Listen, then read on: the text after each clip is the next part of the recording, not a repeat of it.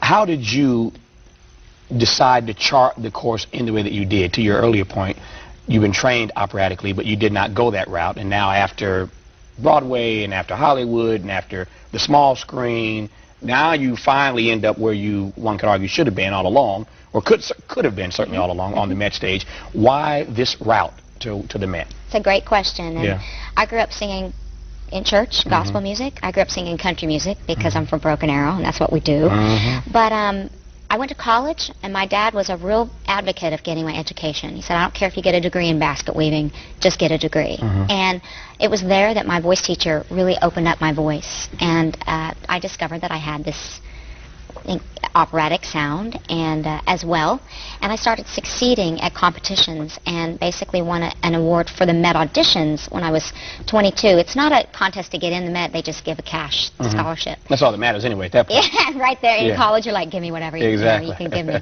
But basically what happened is I was accepted to Academy of Vocal Arts in Philadelphia, one of our top schools in the country for opera, and decided to go to New York with my best friend Denny to see what it was like. 2 weeks before the program started, I went to New York for the first time, auditioned for a show, and got it. And the director, to his credit, said, you know, who's your agent? And I said, well, I guess my dad. I mean, I don't really have it. And he said, you need to think about what you're doing. I know you say you want to go do be an opera star, but he's the one that kind of convinced me to do Broadway, and my dad did negotiate my contract, and he was like, you know, apparently there's a union you can join. Yeah. Thanks, Dad. So he did really good. So, Dad, thanks if you're watching. Thank you so much for that. And to make it full circle, I did Candide last year, 2 years ago with the New York Philharmonic, and I just did an operetta with Placido Domingo a month ago at DC Opera. So it just goes to show you that if you keep training and keep working, things come around the way they're supposed to. So I guess there was another plan, you know. Not bad for a girl from Broken Arrow, Oklahoma. Thank you. You've referenced now at least 3 times by my count your voice coach, your voice teacher. Let me ask you a little stupid question. You have this gift, you have this talent, and you spend time with this person who is coaching you, teaching you. What did Kristin, I can't ask you what everybody else does. What did you get? What does one learn from a voice coach? How much better are you now as a result of having somebody coach you with this thing that is internal? Well, that's a great question. You know, when I first went to college, I thought, you know, I was the best from my town, and I thought, you know, she was good. And I remember getting up and singing New York, New York, and Matchmaker from Fiddler, a song that I'm really right for. What was I thinking? Yeah. And she said, I can't wait to teach you how to sing. And of course I was devastated. I'm sure you were, yeah. But what she meant was not only vocally, technically, but also from the heart. Florence Birdwell from Oklahoma City University, who I still call and get tips over the phone. I have teachers now in LA and New York that have picked up where she left off, but she opened my voice. You know, grew up belting out songs and singing Sandy Patty and Amy Grant and Judy Garland, and she's the one that said, you actually have a gift that goes beyond what you know, and she taught me basically how to sing, and more importantly, about life and how to apply a song to really mean it.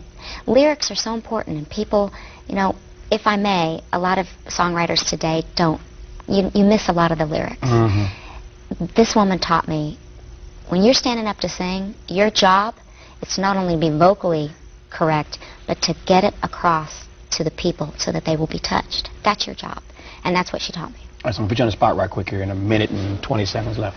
Give me 1, 2, 3, you pick, 1, 2, 3 songs that lyrically just move you every time you perform them, every time you hear them, just on the lyrics. You love the lyrics of this particular song. I think Rodgers and Hart wrote My Funny Valentine, and I often wonder what went on in their lives to make them be able to write that song. Is your figure less than Greek? Is your mouth a little weak? When you open it to speak, are you smart? Still, just love me for who I am, basically, and let me be your funny Valentine. It's the most beautiful lyric. I also am a big fan of Jerome Kern. You know, this is the man that wrote Showboat, but he also changed American musical theater because it brought up the issues of racism and for the first time ever. And there's a song he wrote, you know, He's Just My Bill. It's a song about one man, and it repeats the name Bill over and over, but he can't golf, he can't sing, he can't row a boat, but he's mine. He's your man. Yeah. Well, on that note, Kristin Chenoweth stars in the new #1 box office hit, RV. As if you didn't know that. It is an honor to have you on the program. And when you do that Met thing, you gotta come back and see it. You bet I will. I'll be back. I'll be waiting on you. Nice to see you. You too, honey. Nice to meet you. That's our show for tonight. Catch me on the weekends on PRI, Public Radio International. Check your local listings. See you back here next time on PBS. Until then, good night from LA. Thanks for watching, and as always, keep the faith.